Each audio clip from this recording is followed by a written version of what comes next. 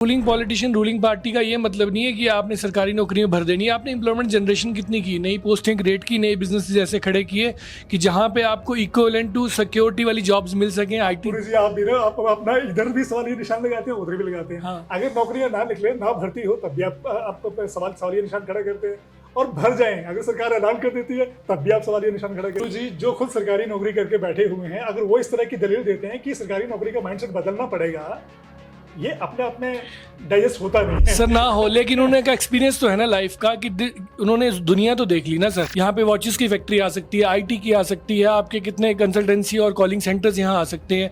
TCS जैसी company जो है वो 10,000 करोड़ रुपए इंडिया में इन्वेस्ट कर रही है। हुजूर, हम एक तरफ हिमाचल प्रदेश को ग्रीन स्टेट बनाना चाहते हैं, तो ये ग्रीन इंडस्ट्री है सर। ये जब इतनी सारी फुटफॉल बाहर से आ जाएगा, इंडस्ट्रीज आ जाएंगी, हिमाचल की इकोनॉमी कैसे बैलेंस हो पाएगी? सर प्रिसिशन की सर वही तो रूलिंग इंडस्ट्रियलाइजेशन की अपनी चिंताएं हैं। और आप एंटरटेनमेंट करो या फिर आप गवर्नेंस तो दो। आपको लगता है लॉलीपॉप टाइप का होता है? This is lollipop sir. Entertainment होता है, हर गवर्नमेंट देती है, हर पॉलिटिशियन देता है, बट हमें कहीं ना कहीं मेरी बातें कड़वी भी लगेंगी, कोई सुनेगा तो गाली भी निकालेगा, लेकिन इस माइंडसेट को अगर हम नहीं बदलेंगे, बच्चे डिप्रेशन में जाएंगे। बच्चे कितने सुसाइड कर लेते हैं इन्हीं चक्रों में कि हमें गवर्नमेंट जॉब नहीं मिली जी, ये नहीं। मुख्यमंत्री जी का ये भी मानना है, और जितनी आप उनकी घोषणाओं को देखेंगे, वो कह रहे हैं कि जब हम नशा निवारण की बात करते हैं तो हम चिट्टा निवारण की बात करते हैं, शराब निवारण की बात नहीं करते हैं। नशा तो नशा सर। आपका मानना क्या है? टॉक शो में आप सबका स्वागत है। कल 15 अगस्त था और 15 अगस्त के उपलक्ष्य पर हिमाचल प्रदेश के मुख्यमंत्री ने सरका घाट में राज्य स्तरीय समारोह की अध्यक्षता की। इस मुद्दे पर मुख्यमंत्री महोदय ने हिमाचल प्रदेश को लेके कुछ एक घोषणाएं की और कुछ एक मुद्दों को लेकर अपनी चिंता जाहिर की। हम इसी मुद्दे पर आज चर्चा करने वाले हैं, क्योंकि हिमाचल प्रदेश की जनता को इस दिन का इंतजार था और घोषणाओं का इंतजार भी था। तो विवेचना और चर्चा हम ये करने जा रहे हैं कि जो मुख्यमंत्री के कंसर्न है, चिंताएं हैं, वो कितनी जायज है, कितनी वाजिब हैं, और जो घोषणाएं हैं वो कितनी धरातल पर उतरने वाली लगती हैं, कितनी हकीकत में बदलती हुई नजर लगती हैं। हम चर्चा करेंगे अपने संपादक मंडल के साथ। हमारे पास हमारे मैनेजिंग एडिटर हैं चड्ढा जी और हमारे पॉलिटिकल एडिटर हैं गोपालपुरी जी। इनके साथ चर्चा करते हैं और आकलन करते हैं कि ये जो घोषणाएं हैं और ये जो चिंताएं हैं कितनी यथार्थवादी हैं और कितनी संभावनाएं थी जिस पर और चर्चा और बात की जा सकती थी। तो पहले चड्ढा जी आपसे शुरुआत करते हैं। मुख्यमंत्री की अगर हम बात करते हैं, उन्होंने कल ये बात की है, और अगर हम ओवरऑल बात करते हैं तो जितनी उनकी चिंताएं और घोषणाएं रही हैं, तकरीबन मैं मान सकता हूं कि 30% उनका जो फोकस था वो हिमाचल प्रदेश को नशा मुक्त करने के ऊपर था। लेकिन उसके साथ ही उन्होंने रोजगार की बात भी की है, शिक्षा की बात भी की है, स्वास्थ्य की बात भी की है, साथ में ग्रीन हिमाचल की बात भी की है। तो एक एक मुद्दे के ऊपर हम चर्चा करते हैं। सबसे पहले हम रोजगार की बात कर लेते हैं। पहले ओवरऑल आपको क्या लगता है कि कल की जो मुख्यमंत्री की घोषणाएं रही हैं वो कितनी तार्किक और कितनी जमीन पर उतरने वाली आपको लगती है? कल एक तो उन्होंने जो गवर्नमेंट जॉब्स हैं उसको लेकर बातचीत की है कि 1700 जो जॉब्स हैं वो हम क्रिएट करेंगे यूथ के लिए, हिमाचल के यूथ के लिए। और उनकी चिंता आपदा प्रभावितों को लेकर थी कि जो सिराज में और धर्मपुर में और बाकी जगह जो बहुत ज़्यादा नुकसान हुआ है उसके लिए 100 करोड़ रुपीज़ जो उन्होंने बोला है कि हम जारी करेंगे। तो ये दो मुख्य बातें थी जो यूथ को लेकर और आपदा, और तीसरा जो था यूथ को लेकर जो नशा मुक्त हिमाचल बनाने को लेकर है, एक बोर्ड का गठन करना है, उस बोर्ड को फिर संचालित करना है। तो ये तीन जो मुख्य बातें मुझे लगी कि ये मुख्यमंत्री ने अपने स्वतंत्रता दिवस पे जो भाषण था उसको लेकर, हालांकि एम्प्लॉइज को लेकर कुछ भी नहीं दिया गया, तो उसमें हम चर्चा करेंगे क्या क्या बाकी रह गया, जो उम्मीदें थी कितनी धाराशायी हो गई, वो हम बात करेंगे। गोपालपुर जी आपका टेक क्या है कल जो मुख्यमंत्री की घोषणाएं रही हैं और जो उनका ओवरऑल भाषण रहा है, ओवरऑल आपका टेक क्या है? सर मेरा टेक ना हमेशा थोड़ा सा अलग होता है। मैं बजाय कि जो हैपनिंग्स हो रही हैं उसको ना देख के मेरा टेक अलग रहता है कि मतलब हर चीज़ का बजट इंक्रीज करना, हर चीज़ में पैसे डालना is not the development, it is not the government of, it is not the role of ruling parties और पॉलिटिशियंस ना। Basic education, health facilities provide कराना वो गवर्नमेंट की रूटीन जॉब होती है सरकारों की। आप IAS क्यों रखते हो, IPS क्यों रखते हो, बाकी HAS अधिकारी क्यों रखते हो? क्योंकि ये रूटीन की चीज़ें चल ही रहे हैं। What is the role of ruling party and the politicians? It is about कि वो एक सोशल हार्मनी प्रमोट करें, ऐसी पॉलिसीज़ बनाएं कि जिसमें अर्बन एरियाज़ के बच्चे, गाँव के बच्चे, अब उन्होंने कहा कि CBSE स्कूल 200 उन्होंने अनाउंसमेंट की है उसमें। आप मेरे को अभी तक बताओ कि इतना रूल चल रहा है, इतनी रूलिंग पार्टीज जो आगे चलेगी, इतने पॉलिटिशियंस हुए, आप गांव के बच्चे से एक इंग्लिश का आर्टिकल पढ़ा लो 400 वर्ड का, अर्बन वाले का पढ़ा लो। There is a lot of difference. वो डिफरेंस नहीं होना चाहिए, and that is the role of the politician and the ruling party कि वो बैलेंस बना रहे अर्बन और रूरल एरियाज में. वो जो है वो समीकरण बना रहे. तो मतलब ऐसा कुछ भी नहीं कर रहा है कोई भी रूलिंग पार्टी की जो अपनी ड्यूटीज़ को निभा रहे हैं. Just they are pushing in budget कि पिछले साल जल शक्ति विभाग में 100 करोड़ था, इस साल 200 करोड़ डालो, डेवलपमेंट हो गई. सरकार अगर ये बोल रही है कि मुझे अपने 100-200 स्कूलों को कन्वर्ट करके सीबीएसई में लेके जाना है, यानी हिमाचल बोर्ड से अलग करके उनको सीबीएसई के साथ हमको जोड़ देना है, एफिलिएट कर देना है, तो इस जो सरकार की घोषणा है या जो सरकार का विजन है उसमें आपको खोट कहाँ नजर आता है? सर मेरे को खोट यहाँ नज़र आता है कि हिमाचल प्रदेश का अपना भी तो बोर्ड है, हिमाचल एजुकेशन बोर्ड अपना भी है, और हिमाचल प्रदेश एक इतना मतलब इम्पॉर्टेंट स्टेट है इंडिया का कि इसकी एक अपनी हिस्ट्री है. महर्षि वेदव्यास जो है यहाँ से हुए, जमदग्नि यहाँ से हुए, पराशर ऋषि यहाँ, इतने बड़े बड़े सेजिस जिन्होंने ह्यूमन जो सोसाइटी थी उसके लिए कितनी सारी चीज़ें की, कितनी सारी बुक्स डॉक्यूमेंटेड कर दी, लेकिन उसका कहीं किसी पढ़ाई में जिक्र ही नहीं है. चड्ढा जी आपका टेक क्या है? 200 स्कूलों को सीबीएसई के साथ एफिलिएट करना हिमाचल सरकार का निर्णय है, मुख्यमंत्री ने इसकी घोषणा की है, आप इसको कैसे आकलन करते हैं? नहीं, जो सीबीएसई बोर्ड से कोई भी पढ़ना चाहे, अल्टीमेटली हर कोई, कई बच्चे जो हैं सीबीएसई बोर्ड से पढ़ना चाहते हैं क्योंकि आगे +2 के बाद उसमें बहुत कम्पिटिटिव एग्जाम में बहुत बेनिफिट मिलता है. लेकिन ये घोषणा करना और धरातल पर उतरना, क्योंकि अभी 2.5 साल गवर्नमेंट को हो चुके हैं और 2.5 साल में ये सब चीज़ें करना, क्योंकि उस लेवल का इंफ्रास्ट्रक्चर भी तो चाहिए. इंफ्रास्ट्रक्चर जो पिछली घोषणाएं हैं, जो पहले साल की हैं, दूसरे साल की हैं, उनको धरातल पर उतरने के लिए टाइम लगता है किसी भी घोषणा को. तो घोषणा से मानते हैं कि अगर 200 स्कूलों को सीबीएसई के साथ एफिलिएट किया जाता तो अच्छा डिसीजन है? नहीं, अच्छा डिसीजन है, क्यों नहीं डिसीजन, अच्छा डिसीजन है. पर पूरी जगह मानना है कि इसका मतलब ये भी है कि हम हिमाचल प्रदेश का जो शिक्षा बोर्ड है उस पर सवाल ये निशान लगा रहे हैं, यानी हिमाचल प्रदेश का जो शिक्षा बोर्ड है उसकी जो क्वालिटी एजुकेशन है उसको हम एट पार या पैरामीटर पे नहीं आनते हैं. नहीं, हम नहीं लगा रहे हैं, उसमें निशान तो लगा हुआ है. आप स्कूल बंद कर रहे हो, क्यों बंद कर रहे हो? नहीं चल रहा है ना. हिमाचल प्रदेश बोर्ड के जो स्कूल्स हैं वो 11th और 12th के जो क्लासेस हैं उनमें क्वालिटी है, ये सबको पता है. कई कॉन्वेंट स्कूल के बच्चे 10th के बाद हिमाचल बोर्ड के स्कूल्स में एडमिशन लेते हैं. मैं जब खुद पढ़ता था तो धर्मशाला बॉयज स्कूल में, तो जब +1 में जब हम आए तो +1 में सैक्रेड हार्ट स्कूल के बच्चे आए हमारे साथ. तो अभी भी वो प्रथा है, अभी भी जो बच्चे हैं 10th के बाद, चाहे वो कॉन्वेंट स्कूल के बच्चे हैं, वो हिमाचल बोर्ड के स्कूल में पढ़ना चाहते हैं. इट मीन्स क्वालिटी है वहाँ पे. लेकिन 10वीं तक का जो स्कूल है उसमें क्वालिटी ऑफ एजुकेशन जो है बहुत डिक्लाइन हो चुकी है. ये सबको पता है, इसलिए तो स्कूल बंद हो रहे हैं. और क्यों? खैर ये मुद्दा अभी भी बड़ा कंट्रोवर्शियल है, इस पे हम किसी कंक्लूजन पे नहीं पहुंचेंगे. हम अलग से चर्चा करेंगे कि हिमाचल प्रदेश के जो स्कूल्स हैं या उनको सीबीएसई के साथ कितना जाना चाहिए और कितना नहीं जाना चाहिए, और कितना एचपी बोर्ड कितना सार्थक है और सीबीएसई बोर्ड की क्या इंपॉर्टेंस है, ये अलग से मामला है जिसमें हम बाद में चर्चा करेंगे. अगले मुद्दे पर आते हैं जो बहुत इंपॉर्टेंट है. मुख्यमंत्री ने एक और घोषणा की है. उन्होंने कहा है कि रोजगार को लेकर उन्होंने अपनी चिंता जताई है और उसको लेकर उन्होंने काफी सारी भर्तियों का ऐलान किया है. मुख्यमंत्री जी कहते हैं कि मैं 600 पोस्टें पटवारियों की भरने जा रहा हूं, और उसी के साथ उन्होंने डॉक्टरों की भी 200 पोस्ट भरने की बात की है. उसके साथ उन्होंने कुछ और भी पोस्ट, जेबीटी की 600 पोस्ट भरने की बात की है. आप इसको कैसे देखते हैं कि ये जो मुख्यमंत्री का ऐलान है, रोजगार को लेकर उनकी जो चिंता है और सरकारी नौकरी देने का जो वादा है, उस दिशा में कितने आगे बढ़ रहे हैं? सर मैं तो फिर से उसी एंगल से देखता हूँ, मेरे को नहीं ये चीज़ें ठीक लगती. बिकॉज आप किसी भी बड़े व्यक्ति से बात कर लो, सारे ये कहते हैं कि हिमाचल के यूथ को ना एक आपने एडिक्ट कर दिया है कि हर बंदे का सपना है कि गवर्नमेंट जॉब ही मिले. सिक्योरिटी है ना पूरी चीज उसमें? नहीं, सिक्योरिटी है सर, बट आप वही मैं कह रहा हूँ कि रूलिंग पॉलिटिशियन, रूलिंग पार्टी का ये मतलब नहीं है कि आपने सरकारी नौकरी में भर देनी है. आपने एम्प्लॉयमेंट जनरेशन कितनी की, नई पोस्टें क्रिएट की, नए बिजनेस ऐसे खड़े किए कि जहाँ पे आपको इक्विवेलेंट टू सिक्योरिटी वाली जॉब्स मिल सकें. IT आप अपना इधर भी सवाल ये निशान लगाते हैं, उधर भी लगाते हैं. हाँ. नौकरियां ना निकले, ना भर्ती हो, तब भी आप सवालिया निशान खड़ा करते हैं, और भर जाएं अगर सरकार ऐलान कर देती है तब भी आप सवालिया निशान खड़ा करते हैं. सर बिल्कुल खड़ा करता हूं, क्योंकि हमने अपने ऑफिस में यहीं पे बच्चों को बुलाते थे हम जब इनके टेस्ट वेस्ट निकलते थे. पिछली गवर्नमेंट में भी, अभी भी रूटीन का हमारा काम है. तो मैं 2-3 बच्चों से ऐसा मिला हूं जिनके पिताजी बेचारे गवर्नमेंट जॉब में हैं, आसपास एग्रीकल्चर यूनिवर्सिटी में कहीं लगे हैं. वो बच्चों की शादी की उम्र हो गई है सर उनकी.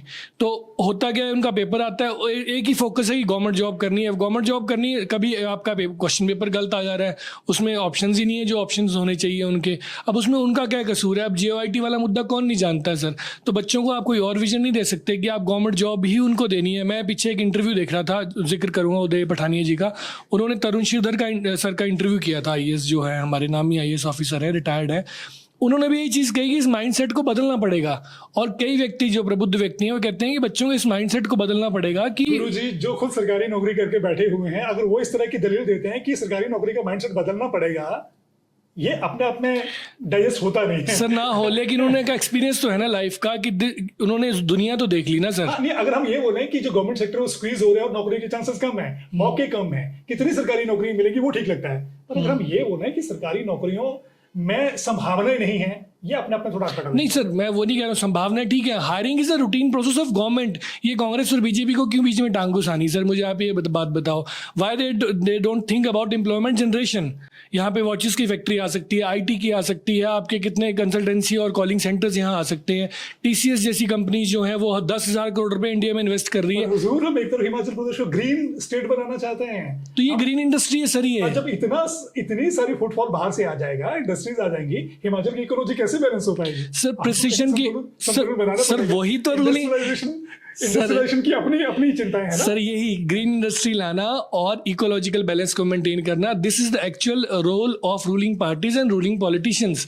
रूटीन गवर्नमेंट का काम है अपनी हायरिंग करे, अपना सब कुछ करता रहे। तो ये जो सरकारी नौकरी सुखू जी ने घोषणा की है, उन्होंने अपना चिंता भी जताई है और घोषणा भी की, आपको लगता है ये काफी नहीं? सर ये हैबिट बढ़ गई पॉलिटिशियंस को एक पॉपुलिस्ट माइंडसेट सेट करने की ना। इधर you take votes on good governance और आप एंटरटेनमेंट करो या फिर आप गवर्नेंस दो। आपको लगता है लॉलीपॉप टाइप का होता है? This is lollipop sir. Entertainment होता है, हर गवर्नमेंट देती है, हर पॉलिटिशियन देता है, बट हमें कहीं ना कहीं मेरी बातें कड़वी भी लगेंगी, कोई सुनेगा तो गाली भी निकालेगा, लेकिन इस माइंडसेट को अगर हम नहीं बदलेंगे, बच्चे डिप्रेशन में जाएंगे। बच्चे कितने सुसाइड कर लेते हैं इन्हीं चक्रों में कि हमें गवर्नमेंट जॉब नहीं मिली जी, ये नहीं हुआ, वो नहीं हुआ। कॉर्पोरेट इंडस्ट्री में कितना ज्यादा एक्सप्लॉयटेशन है, लेबर लॉज हमारे कहाँ कितने इंप्लीमेंट हो पाते हैं, मिनिमम सैलरी हम कितना अप्लाई कर पाते हैं? आप बद्दी रोटी वाला चले जाइए, कॉर्पोरेट के नाम पर, प्राइवेट नौकरियों के नाम पे जो यूथ का जिस तरह से ड्रेन किया जाता है, एक्सप्लॉइट किया जाता है, वो अपने आप में सर वो किया जाता है मैन्युफैक्चरिंग सेक्टर में। That is again the role of the ruling politicians, उसको चेक करना। वहाँ मैन्युफैक्चरिंग सेक्टर ज्यादा है, कॉर्पोरेट उतना नहीं है। और गवर्नमेंट जॉब की तरह ही एक चीज आपको माननी पड़ेगी पूरी सी, जितने कॉर्पोरेट सेक्टर है उनके अपने इंटरेस्ट होते हैं और उनका सबसे बड़ा इंटरेस्ट होता है प्रॉफिट मेकिंग। और प्रॉफिट मेकिंग के आगे उनके लिए ह्यूमन सोर्स नहीं होता है, उनके लिए केवल टारगेट अचीव करने वाला बंदा होता है। तो यही तो रोल है पॉलिटिशियंस का। पॉलिटिशियंस क्या करते हैं सर? वो तो इन कॉर्पोरेट से हाथ मिला लेते हैं ना। तो कुल मिला के आप इस घोषणा से कन्विंस नहीं है कि ये उनके मुंह में जीरा सर कन्विंस नहीं है। आप देखो ना, अभी कौन सा 79th इंडिपेंडेंस डे हमने मनाया, और आप कंपैरिजन करोगे ना कि ब्रिटिश इरा में जो wealth equal distribution of wealth कितना था और अभी करोगे ना, तो 40% जो इंडिया की वेल्थ है ना, वो सिर्फ 1% लोगों के पास है और बाकी 50% जो है वो एग्री। चलो आगे बढ़ाते। चड्डा जी, आपका टेक क्या है कि जो मुख्यमंत्री ने तकरीबन 1,500 जो 1700 रिक्तियां हैं उनकी जो घोषणा की है 1700 ना, आपको कितना जायज लगती है? आप कहाँ तो देखते हैं ऐसा इसको? होता है कि जब ये नियुक्तियों की घोषणा होती है तो ये ज़्यादातर पॉलिटिकल मूव होता है। मैं तो इसको समझता हूँ पिछले काफ़ी समय से ये एक पॉलिटिकल मूव होता है। जब इलेक्शन आ जाता है, ये इलेक्शन पास आने वाला है या यूथ को आपने लॉलीपॉप देना है तो आप नौकरियों की घोषणा कर देते हो। ठीक है, नौकरियाँ मिल रही हैं, लेकिन हिमाचल प्रदेश एक ऐसा स्टेट है जहाँ पे जॉब्स जो है ना, सिर्फ चपड़ासी और क्लर्क भर्ती किए जा रहे हैं पिछले दशकों से। जनाब, डॉक्टरों की 200 पोस्टें निकाली है, नहीं, सर, मुख्यमंत्री जी ने घोषणा की मैं है। एक प्रपोज- और मजेदार बात है, ये जो 200 पोस्ट है, ये दिसंबर में भी सरकार ने एडवर्टाइजमेंट की थी और उनकी बाकायदा प्रोसेस चल रही है। आजकल उसकी वो इंटरव्यू चल रहे हैं। अगर ये वही 200 पोस्ट है जो दिसंबर में भी निकाली गई थी, जिसको अभी भरा जा रहा है, तो थोड़ा सा सोचना पड़ेगा सैलरी देखना सर कितनी दे रहे हैं वो डॉक्टर्स को। इसमें सर आप ये देखिए ना कि प्रपोर्शन क्या है। अगर क्लर्क की सबसे ज्यादा प्रपोर्शन होता है, कांस्टेबल का सबसे ज्यादा प्रपोर्शन होता है, पटवारियों का सबसे ज्यादा प्रपोर्शन होता है। अच्छी बात है ना, पटवारी की भी नौकरी कितनी नहीं, मेरा कहने का अर्थ ये है कि हम कैसा हिमाचल प्रदेश बनाना चाहते हैं। ये भी तो हमें विजन रखना होगा कि अगर यूथ को रोजगार देना है, लेकिन उस रोजगार को विजनरी क्यों नहीं कर सकते हम? क्यों नहीं हम टेक्नोक्रेट्स इस तरह से क्रिएट करें, पोस्टें क्रिएट करें, उस तरह से शिक्षा को क्रिएट करें हम, ताकि एक अच्छे कॉर्पोरेट्स में हमारे हिमाचल के बच्चे जाएं। अगर हमारे हिमाचल में और रोजगार के अवसर मिलते हैं तो उसमें भी हाई लेवल के तकनीकी शिक्षा में ज़्यादा से ज़्यादा बच्चे जाएं। और मैं इसलिए ये क्यों कह रहा हूँ कि अभी मुख्यमंत्री की जो मंशा है एक्चुअली, उस पे हमको सवालिया निशान क्यों लगाना है? मैं नहीं लगा रहा हूँ, सरकार कह रही है कि 1300 पोस्ट हम निकालने जा रहे हैं। मैं सवाल नहीं लगा रहा हूँ। और जो बेरोजगार नौजवान उनको नौकरी मिलने वाली है। मैं सवाल नहीं लगा रहा हूँ सर। मैं ये कह रहा हूँ कि कोई आप काम कर रहे हो, कोई काम रूटीन का होता है, जिसमें आप रूटीन का काम करते हो, लेकिन कुछ आप इनोवेशन करते हो उसी काम को, इनोवेटिव भी तो करते हो ना सेम काम को। मैं वो काम बोल रहा हूँ कि अगर जो आप काम करें उसको क्यों नहीं हम इनोवेटिव कर सकते हैं। अगर हमने जॉब्स निकालनी है ठीक बात है, उसमें क्यों नहीं हम इनोवेशन करें, क्यों क्लर्क, पटवारी, जेबीटी यहाँ तक फंसे रहे। क्योंकि पीछे भी गवर्नमेंट्स ने क्या किया कि वोकेशनल टीचर्स भर्ती कर दिए, पीटीए टीचर्स भर्ती कर दिए, मतलब इस तरह से हमने ज़्यादा प्रपोर्शन रखा हमेशा सरकारी नौकरी में। और जब इलेक्शन हुए तो इलेक्शन में भी बोले पक्की नौकरी हम देंगे। लेकिन कुल मिला के जो पटवारी उनकी अपनी अहमियत है, जो शिक्षक लोग हैं, टीचर्स हैं, उनकी भी अपनी जगह है जिसकी रिप्लेसमेंट नहीं हो सकती, वो भी इंपॉर्टेंट है। और जो डॉक्टर हैं उनकी भी अपनी जगह है और उनकी भी भर्तियां होनी चाहिए। आपको भी याद होगा कि चपड़ासियों की पोस्टें निकली थी, उसमें पीएचडी तक के जो पीएचडी स्कॉलर थे बच्चे, उन्होंने चपड़ासी की भर्ती के लिए अप्लाई किया था।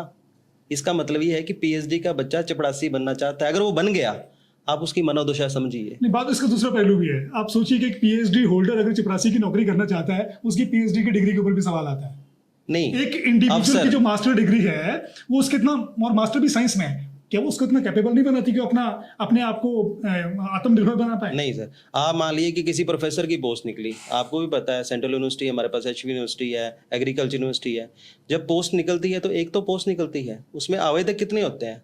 अगर बेचारा कोई प्रोफेसर उसने इतनी नेट क्लियर कर लिया, फलां क्लियर कर लिया है, उसको तो जॉब नहीं मिल रही है ना उसके हिसाब की, इसलिए तो वो छोटी करने के लिए चाह रहा है। छोटी करना चाह रहा है, ये भी अपने आप में डिबेट का मामला, इसको अलग से टैकल करेंगे। अभी जो मुख्यमंत्री की घोषणा है रोजगार को लेके, आपका मानना यह है कि हमको अल्टरनेटिव जो एम्प्लॉयमेंट के स्कोप है या सोर्सेज है उनके ऊपर फोकस करना चाहिए, और आपका मानना भी यही है कि सरकारी नौकरियों के पीछे हम कब तक भागते रहेंगे। लेकिन कुल मिला के कुछ हजार लोगों के लिए मुख्यमंत्री ने उम्मीदें तो जगा दी हैं, और 1300 जैसे आपने बोला उनके लिए रोजगार की संभावना है। तो निकल के आइए, अगर ये धरातल पर उतरता है तो, ये हम नहीं जानते, क्योंकि कई बार ऐसा होता है कि एक ही तरह की घोषणा कई बार होती हैं और उसको जमीन पर उतरने के लिए कई सालों भी लग जाते हैं। ये आने वाला वक्त टाइम लग जाता है। और अगला मुद्दा जो जिसके ऊपर हम आपका टेक लेने वाले हैं, जो मुख्यमंत्री महोदय ने बात की है, अटल यूनिवर्सिटी को नेर चौक से शिफ्ट करके सरगाघाट लेके आना है। आपको क्या लगता है, मूव कैसा है? सर इस पे जयराम ठाकुर जी इसको लेके थोड़े से बिदके हुए हैं और उन्होंने अपनी अनिच्छा भी जाहिर की, या खराब है, ये नहीं होना चाहिए। आपको क्या लगता है? सर आपका सवाल ना बड़ा प्रिसाइज होता है, आप यस और नो भी आंसर मानते हो, और मैं एक्चुअली जर्नलिस्ट हूँ विद लॉ बैकग्राउंड, तो मैंने सोसाइटी अलग नज़र से देखी है। इसमें क्या है? इसका टेक मैंने क्लोज एंडेड सवाल नहीं पूछा आपसे सर। मेरा टेक ये है कि आरओआई चेक करनी चाहिए गवर्नमेंट को अपनी ना, ये नहीं कि मतलब पिछली गवर्नमेंट ने 10,000 भर्तियाँ निकाली और तो इसने 20,000 निकाल दी, आपने जो उसको यूनिवर्सिटी दे दी मंडी को, जो मेडिकल यूनिवर्सिटी है उसको अपना ठिकाना मिलने जा रहा है, अपनी बिल्डिंग मिलने जा रही है। उसमें दिक्कत क्या है? नेर चौक से उठा के, नेर चौक में मेडिकल कॉलेज के प्रीमिसेस में थी, अब सरकार घाट में एस्टेब्लिश कर। सर वो ठीक है, मैं दोबारा वो कह रहा हूँ, वो ठीक है, मेरे यस नो बोलने से कुछ फर्क भी नहीं पड़ेगा, लेकिन मेरे बोलने से फर्क जरूर पड़ेगा। जो व्यूअर्स देख रहे होंगे उनके अंदर एक वो कहते हैं ना कि मेरा हंगामा खड़ा करना मेरा मकसद नहीं है, लेकिन मेरा वो है कि आग सूरत बदलनी चाहिए और आग कहीं भी लगे आग जलनी चाहिए। मतलब कि एक अवेयरनेस होनी चाहिए, गवर्नमेंट को आरओआई चेक करनी चाहिए। यूनिवर्सिटी खोली है तो उसका बेनिफिट क्या है, आप इतने करोड़ रुपए अंदर डाल रहे हो, उसका बेनिफिट क्या जा रहा है। मैं एक छोटा सा सर एग्जांपल लूँगा, उसके बाद चड्डा जी का टेक आप ले लो, क्योंकि इस पे मैं इस विजन से इसको देख ही नहीं रहा हूँ। ठीक है, अपनी बिल्डिंग हर इंस्टीट्यूट को मिलनी चाहिए।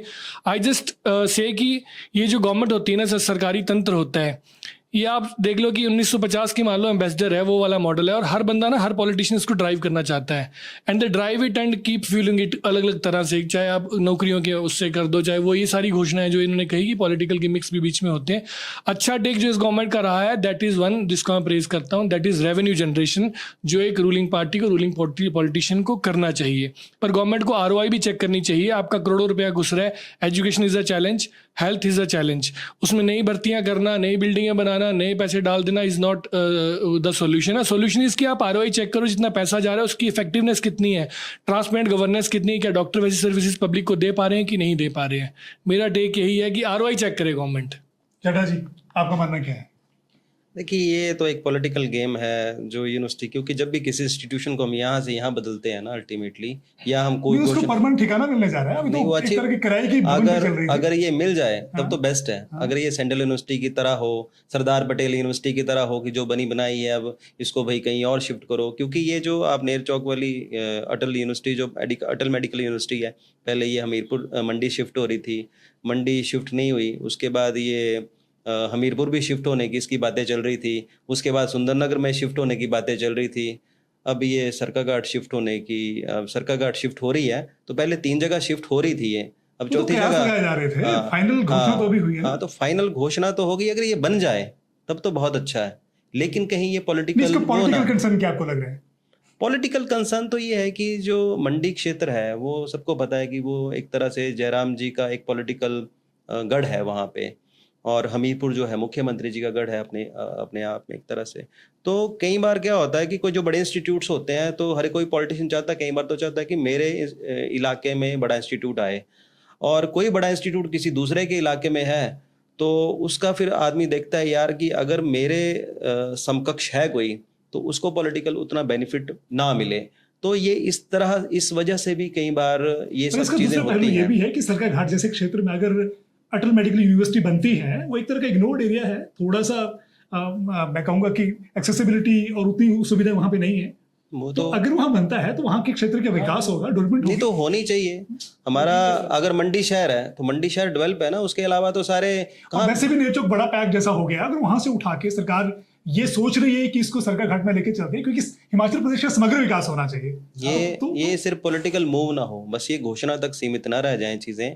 घोषणा से आगे अगर चीजें बढ़ती हैं तब ये चीजें बहुत अच्छी हैं, क्योंकि जब भी कोई ऐलान करता है तो कोई इनको अफसर जो होते हैं पूरा बढ़िया तरीके से लॉलीपॉप दे के समझा के बोलते हैं कि सर ये बोल दो आगे, लेकिन कई बार वो धरातल बार आगे उतर नहीं पाती हैं चीजें, इसलिए विरोध तो अगर ये चलते धरातल हैं। पर उतरती है तो कुल मिला के मूव अच्छी हो सकती है, सरकार के लिए भी अच्छी है और लोगों के लिए भी अच्छी होगी, क्योंकि सरकाघाट जैसे क्षेत्र में इस तरह का इंस्टीट्यूशन का एस्टेब्लिश होना अपने आप में उस क्षेत्र के लिए कई संभावनाएं लेकर आता है। अगला जो इंपॉर्टेंट मुद्दा है जिसके ऊपर पूरी जी फिर मैं आपके पास आ रहा हूँ, सरकार ने एक और इंपॉर्टेंट घोषणा की है और मुझे लगता है वो व्यवस्था को ठीक करने के लिए खास करके उनकी चिंता दिखाती है, कंसर्न जताती है। सरकार कहती है कि खास करके एजुकेशनल इंस्टीट्यूट जितने भी हैं वहां पर मिड सेशन में किसी की रिटायरमेंट नहीं होगी और ना ही किसी की ट्रांसफर होगी। कैसे देखते हैं? ठीक है सर, ये वेलकम स्टेप है सर, ये ठीक है, ऐसा होना चाहिए। और मैं तो कहता हूँ ट्रांसफर्स पे भी पॉलिसी बननी चाहिए।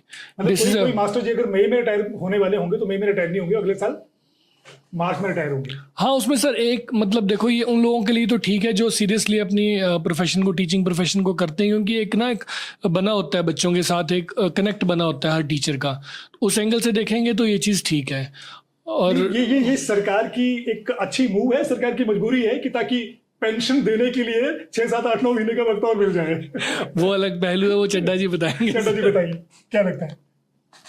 मैंने पहले ही कहा कि जब कोई घोषणा होती है तो दस्तावेज कई बार ना पॉलिटिशियन के नहीं होते हैं, दस्तावेज होते हैं कोई देता है आपको, समझाता है ऐसे कर दो आपको क्या लगता है, सरकार की मजबूरी है या आपको लगता है कि सरकार का दृष्टिकोण है, विजन है कि हमको एजुकेशन सिस्टम को देखो, disturb नहीं करना? अगर हम पब्लिक पर्सपेक्टिव से देखें तब तो ये ठीक है, क्योंकि आप किसी क्लास में कोई मैथ का टीचर है, वो पढ़ा रहा है, और अगर अक्टूबर में उसकी रिटायरमेंट आती है तो क्या होगा कि उस क्लास को मैथ का टीचर नहीं मिल पाएगा। मेडिकल इंस्टीट्यूशन के लिए भी अप्लाई किया है सरकार ने, किसी भी एजुकेशनल इंस्टीट्यूट में, चाहे पॉलिटेक्निक है चाहे आईटीआई है, मिड सेशन में ना किसी की रिटायरमेंट होगी ना ट्रांसफर होगी। तो पब्लिक पर्सपेक्टिव से ये मूव बहुत अच्छा है। और दूसरा आपने ये कहा कि ये कहीं पेंशन ना देनी पड़ जाए, तो वो हो भी सकता है, उसमें कोई बड़ी बात लेकिन नहीं कुल है। मिला के मुख्यमंत्री ने इस मुद्दे को लेकर एक दमखम और दृष्टिकोण दिखाया है, ये उनका ठीक विजन है। नजर आता नहीं, है जो और चीज- शिक्षा को बेहतर करने की नजर से लग रहा है कि उन्होंने अच्छी पहल की है, ऐसा लगता है। जी जी बिल्कुल बिल्कुल। अगला जो 15 अगस्त को लेकर मुख्यमंत्री ने जो बड़ी घोषणा की है, उनके मुख्यमंत्री का फोकस रहेगा, अगर आप सारी घोषणाओं को देखेंगे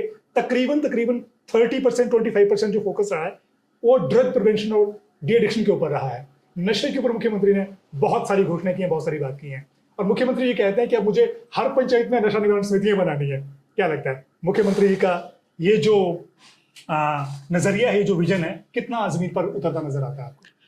सर ये अच्छा मूव है, और पर ये चक्कर है कि मेरे को अभी एग्जैक्टली वो शब्द नहीं याद आ रहा, क्योंकि बीजेपी के टाइम पे भी ऐसा ही कुछ प्लान किया था पिछली गवर्नमेंट ने, और बड़ा अदली उन्होंने, जब जयराम जी ने अज्यूम ही किया था चार्ज, और उसके बाद ये एक सेशन में कहीं मेंशन किया गई थी चीज़ कि हम ऐसा करने जा रहे हैं, इसी लेवल की कमिटीज़।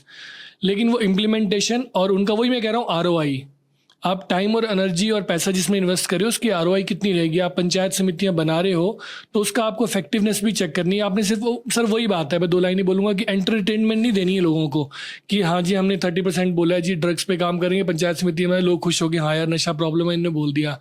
आपको एंटरटेनमेंट नहीं, आपको गवर्नेंस देनी है। अब बोल दिया है तो वो समितियां बननी चाहिए। थोड़ा सा एक कंसर्न अपना भी शेयर कर दूं कि मुख्यमंत्री ये तो बोल रहे हैं कि हमको सारी पंचायतों में नशा निवारण समितियां बनानी है, और एक कागजों में न रह जाए, नोटिफाई होके न रह जाए। Exactly. कि अभी भी पानी के नाम पे, स्वच्छता के नाम पे, कूड़ा कचरा के नाम पे इतनी सारी समितियां बनी हैं जिनकी मीटिंग कभी नहीं, Exactly. जो फंक्शनल हो ही नहीं पाई हैं। तो केवल ये नोटिफिकेशन होनी है, फिर शायद कुछ नहीं होने वाला है। सर वही मैंने एक शब्द कहा कि इंपॉर्टेंट बात है, अगर ये बन भी जाती हैं तो फंक्शनल करने का मैकेनिज्म क्या रहेगा? ये इतना सिंपल मामला नहीं सिर्फ है। वही कहा मैंने, गवर्नेंस दो, एंटरटेनमेंट मत दो। और वोटर्स को भी ये पॉलिटिशियंस की कसूर नहीं है, पब्लिक को भी इस बारे में अवेयर होना चाहिए कि पॉपुलिस्टिक डिसीजंस के पीछे ना पागल मत हो जाओ आप सुन के।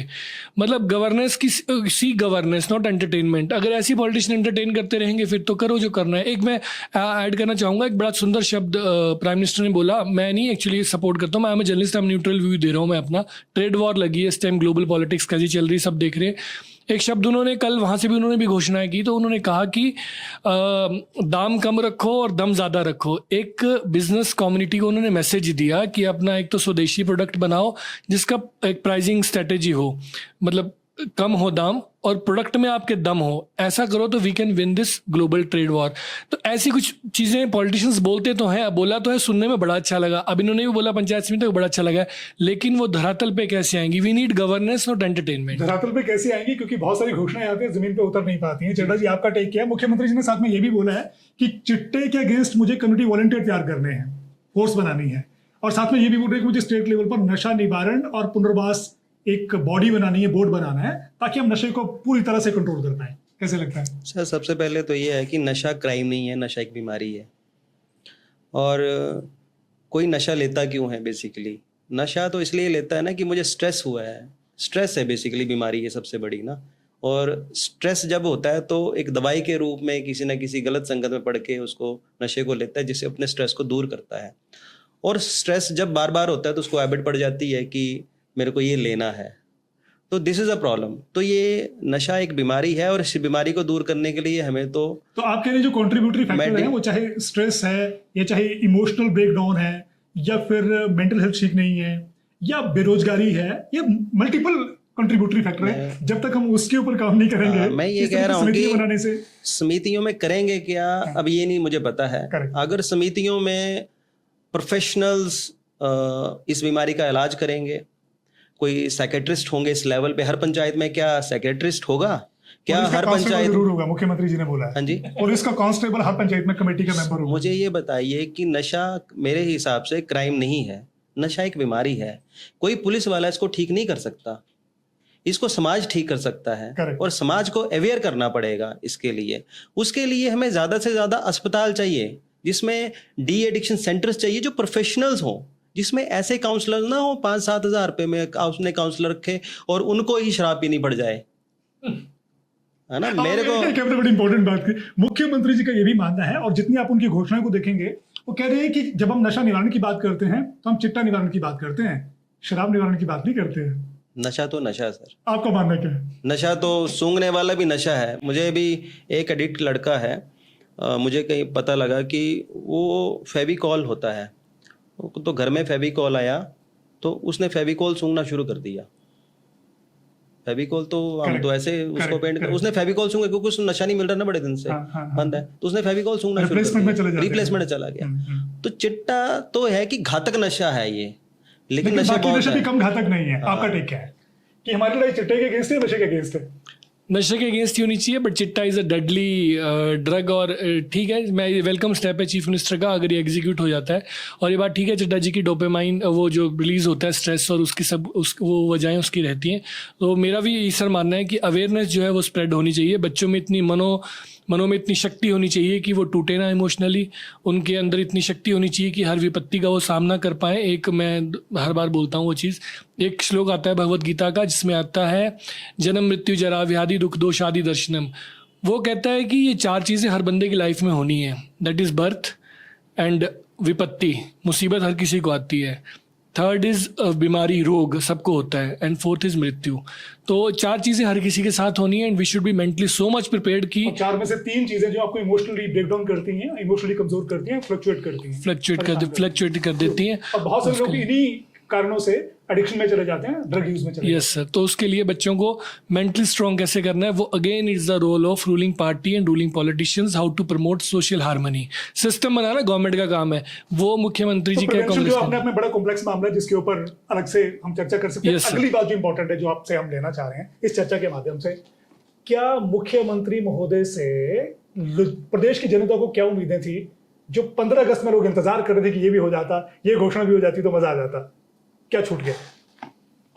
सर माइंडसेट तो लोगों का वही है, गवर्नमेंट जॉब्स एंड एम्प्लॉयज़ का रहता है कि हमें कहीं ना कहीं इंक्रीमेंट हो जाए। मैंने वही कहा कि ये सरकारें ना वो 1950 के एम्बेसडर की तरह हो गई हैं कि हर बंदा जो है वो कुछ ना कुछ इसको चलाना ही चाहता है, अपनी तरह से स्टेयरिंग घुमाना चाहता है इसका। एम्प्लॉयज़ चाहते हैं हमें बेनिफिट्स मिल जाए, एमएलए चाहते हैं हमारी कॉन्स्टिट्यूंसी में बजट आ जाए, और जो दूसरे बड़े लेवल के पॉलिटिशियंस हैं वो कहते हैं कि हम सिस्टम को कंट्रोल कर लें। तो ये सब चल रहा है, और लोग मतलब किसी ना किसी तरह गवर्नेंस नहीं चाह रहे हैं, बेनिफिट्स चाह रहे हैं बेनिफिट चाह गवर्नमेंट। रही है। चड्डा जी, क्या चाहत थी जो नहीं हो पाया, लोग उम्मीद कर रहे थे? देखो, सबसे ज़्यादा तो आजकल मैं देखता हूँ यूथ में बड़ा ज़्यादा अवेयरनेस है। यूथ बहुत कुछ चाहता है, बाकी कोई चाहे ना चाहे, बाकी तो Employees ट्रेडिशनल DU को लेके परेशान थी है। कि नहीं, DU मिलना मैं वो चाहिए। कह रहा हूँ कि यूथ बहुत कुछ चाहता है। अब यूथ को तो मिली है 1700 की नौकरी, है ना, तो इसके अलावा भी बहुत कुछ, स्टाइल कर रहे हैं, व्यंग्य कस रहे हैं सरकार के ऊपर। इसके अलावा और इनोवेशंस क्या हो सकती थी, वो एक उम्मीद मुझे लगता है कि यूथ के मन में होगी। दूसरा, एम्प्लॉयज़ चाह रहे थे कि उनको डीए की किस्त मिल जाती, क्योंकि अक्टूबर 2024 के बाद उनको डीए नहीं मिला, अभी तक 42% मिला है डीए। तो उनको उम्मीद थी कि उनका 52% बनता है कम से कम अभी, तो वो नहीं मिला, तो एक एम्प्लॉयज़ में वो रह गया। तो ये जो दो वर्ग हैं जो मुझे लगता है बड़े, जिनको थोड़ा ध्यान रहता है, अवेयर रहते हैं कि 15 अगस्त आएगा, 26 जनवरी आएगा, प्यारी बहना योजना या कोई, हाँ मतलब ये तो अब मतलब मैं ये कह रहा हूँ कि जब भी कोई बड़े इवेंट्स होते हैं तो उसमें ये कुछ वर्ग हैं जिनको थोड़ा रहता है कि यार ये मिलना चाहिए, जो अवेयर हैं। बाकी तो पब्लिक स्लीपिंग कम्युनिटी है, उसको तो पता ही नहीं होता कि क्या होना है या नहीं होना है, और हैबिट भी नहीं डली अब लोगों में उस लेवल की, चाहे वो सेंट्रल गवर्नमेंट है, चाहे वो स्टेट गवर्नमेंट्स है, चाहे वो ए गवर्नमेंट है, चाहे बी गवर्नमेंट है, लेकिन लोगों को अवेयरनेस नहीं है। जिनको अवेयरनेस है वो थोड़ा उम्मीद करते हैं, नया यूथ है उसको बड़ी उम्मीदें रहती हैं, वो समझ है उनको, वो पढ़ते रहते हैं, वो ज़्यादा क्रिटिसाइज करते हैं अलग तरीके से, और अप्रिशिएट भी करते हैं वो। तो अप्रिशिएट भी करते हैं। और प्रदेश की जनता को हिमाचल प्रदेश सरकार से, मुख्यमंत्री से बहुत सारी उम्मीदें हैं, और ये कहना गलत नहीं होगा, काफी सारी उम्मीदों को फलीभूत करने के लिए मुख्यमंत्री प्रयास भी कर रहे हैं और काफी सारी घोषणाएं भी की हैं, लेकिन फिर भी बहुत सारी उम्मीदें ऐसी हैं जो धरी की धरी रह गई हैं। आपको ये टॉक शो कैसी लगी और इस चर्चा के ऊपर आपकी राय क्या है, कमेंट बॉक्स में लिखिएगा। तब तक के लिए जय हिंद।